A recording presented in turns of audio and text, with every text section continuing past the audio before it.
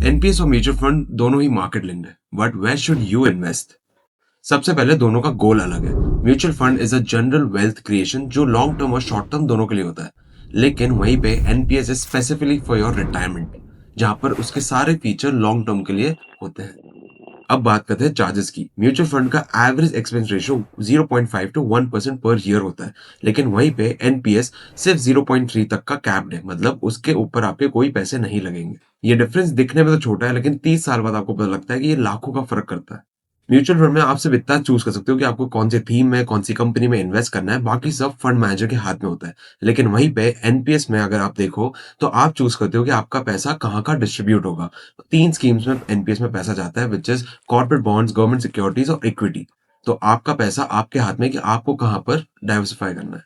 पिछले 5 सालों में एनपीएस का एसेट अंडर मैनेजमेंट या फिर एयूएम इतना ग्रो कर रहा है कि वो म्यूचुअल फंड को बीट कर चुका है। अब इसकी फ्लेक्सिबिलिटी सुनो। म्यूचुअल फंड और एनपीएस में दोनों में आप एसआईपी क्रिएट कर सकते हो और अपनी जरूरत के हिसाब से आप इन्वेस्ट कर सकते हो। म्यूचुअल फंड में आप कभी भी विड्रॉ कर सकते हो, प्लस उसमें आपको एग्जिट लोड और short term capital gain tax भी लगता है। अगर वहीं पे आप एनपीएस देखो तो उसमें लॉक इन पीरियड होता है, प्लस 15 साल के अंदर आप 4 बार पार्शियल विड्रॉ कर सकते हो। तो कंक्लूजन, अगर आपको वेल्थ क्रिएट करना है तो म्यूचुअल फंड सही है, लेकिन अगर आपको वेल्थ क्रिएशन के साथ साथ रिटायरमेंट भी अपना सिक्योर करना है तो एनपीएस ज्यादा सही है। अगर रिटायरमेंट सीरियसली लेना है तो एनपीएस को भी सीरियसली लो। एंड ऐसी कंटेंट के लिए सब्सक्राइब।